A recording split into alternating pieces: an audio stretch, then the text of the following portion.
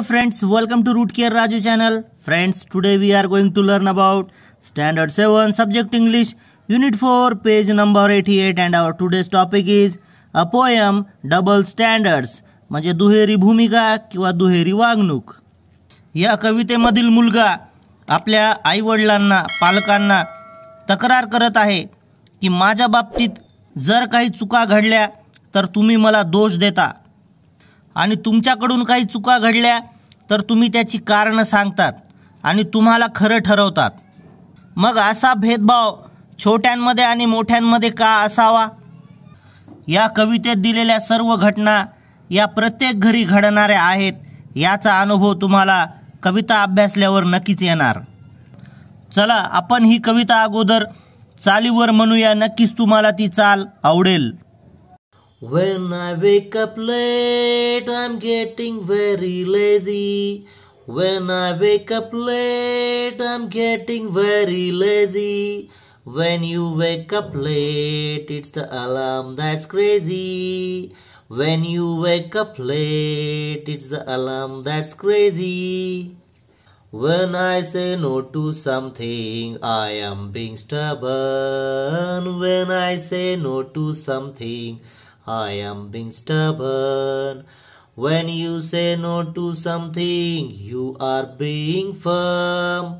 When you say no to something, you are being firm. When I raise my voice, it is shocking and rude. When I raise my voice, it is shocking and rude. When you raise your voice, you are teaching me to be good. When you raise your voice, you are teaching me to be good. When I break something, I'm clumsy or careless. When I break something, I'm clumsy or careless. When you break something, it slip, you were helpless. When you break something, it slip, you were helpless. When I do something wrong, I am such a terror. When I do something wrong, I am such a terror. When you do something wrong, it's a forgivable error. When you do something wrong, it's a forgivable error. When I quarrel with a friend, I am wild and naughty. When I quarrel with a friend, I am wild and naughty.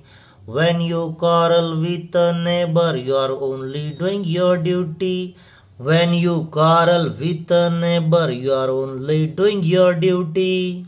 So I am always wrong and you are always right. So I am always wrong and you are always right. Oh, why do people grow up and spoil a child's delight? Oh, why do people grow up and spoil a child's delight? काय मित्रांनो, कवितेची चाल आवडली असेल. आता प्रत्येक उताराचा अर्थ पाहूया. When I wake up late, I am getting very lazy. जेव्हा मी उशिरा उठतो तेव्हा तुम्ही मला आळशी म्हणता. When you wake up late, it's the alarm that's crazy. जेव्हा तुम्ही उशिरा उठता तेव्हा तो अलार्मचा दोष असतो किंवा अलार्ममध्ये बिघाड झालेला असतो. मित्रांनो, प्रत्येक उतार्याच्या पहिल्या दोन ओळीमध्ये छोट्यांबरोबर जर काही चुका घडल्या तर त्यांना दोष दिला जातो हे सांगितलेलं आहे. नंतरच्या दोन ओळीमध्ये मोठ्यांकडून चूक झाल्यावर त्यांना काहीही दोष दिला जात नाही असं इथं समजावण्याचा प्रयत्न कवी करतात. When I say no to something, I am being stubborn.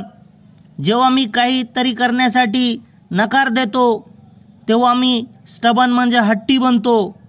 When you say no to something, जेव्हा तुम्ही एखाद्या गोष्टीला किंवा काही करायला नकार देता, you are being firm, तेव्हा तुम्ही दृढ निश्चयी असता, योग्य निर्णय घेणारे असता. When I raise my voice, it is shocking and rude. जेव्हा मी माझा आवाज वाढवतो तेव्हा ते धक्कादायक आणि उद्धट असतं. When you raise your voice, you are teaching me to be good. जेव्हा तुम्ही तुमचा आवाज वाढवता तेव्हा तुम्ही मला काहीतरी चांगलं शिकवत असता. When I break something I am clumsy or careless. जेव्हा मी काहीतरी मोडतोड करतो तेव्हा मी वेंधळा, बावळट आणि निष्काळजी असतो. क्लमझी म्हणजे बावळट, वेंधळा. केअरलेस म्हणजे निष्काळजी.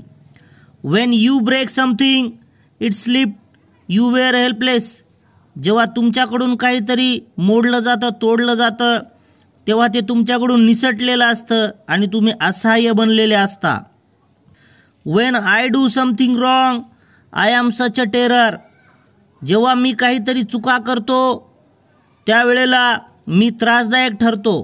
टेरर म्हणजे भीती किंवा दहशत वाढवणारा. इथं त्रासदायक असा अर्थ घेतलेला आहे, terror. Wien you do something wrong it's a forgivable error. जेव्हा तुमच्याकडून काहीतरी चूक घडते तेव्हा ती क्षम्य अशी चूक असते, विसरण्यासारखी चूक असते. When I quarrel with a friend I am wild and naughty. जेव्हा मी मित्राबरोबर भांडत असतो तेव्हा मी रानटी आणि खोडकर असतो. When you quarrel with a neighbour you are only doing your duty. जेव्हा तुम्ही शेजाऱ्याबरोबर भांडत असता तेव्हा तुम्ही तुमचे कर्तव्य बजावत असता. So I am always wrong and you are always right. म्हणून मी नेहमीच चुकीचा असतो आणि तुम्ही नेहमीच बरोबर असता. Oh why do people grow up. अरे रे, ही माणसं मोठी का होतात. And spoil a child's delight. आणि बालकांचा आनंद नष्ट का करतात, खराब का करतात. स्पॉइल म्हणजे खराब करणे. अशी तक्रार प्रत्येक उतार्यामध्ये हा मुलगा या ठिकाणी करत आहे. कठीण शब्दाचे अर्थ आपल्याला दिसतात. स्टबन म्हणजे हट्टी, दुराग्रही. A stubborn person does not change the way he acts or things though it may not be nice. एखादी गोष्ट चांगली नसली तरी सुद्धा हा स्टबन व्यक्ती काय करत असतो, आपला मार्ग बदलत नाही. Form a firm person takes a good decision and does not change it. जो दृढनिश्चयी व्यक्ती असतो तो चांगला निर्णय घेतो आणि त्यात बदल करत नाही. Clumsy without skill or neatness. वेंधळा किंवा बावळट, ज्याच्याजवळ काहीही स्किल नाही आहेत. Terror here it means a person who gives great trouble. Terror म्हणजे दहशत किंवा भीती पसरवणारा. इथं मात्र असा अर्थ आहे की असा व्यक्ती जो खूप त्रास देतो त्याला म्हणायचे terror. Forgivable. If something is forgivable it is not serious and one can stop Bing angry about it. गंभीर नसलेली एखादी गोष्ट जी क्षम्य असते आणि त्यासाठी एखाद्याला राग येण्याची गरज नाही, अशी गोष्ट म्हणजे फॉरगिवेबल. एरर म्हणजे मिस्टेक, चूक. डिलाईट म्हणजे जॉय, आनंद. नक्कीच तुम्हाला कवितेचा अर्थ व्यवस्थित समजलेला असेल मित्रांनो. चालीवर कविता पुन्हा म्हणा, अर्थ समजून घ्या.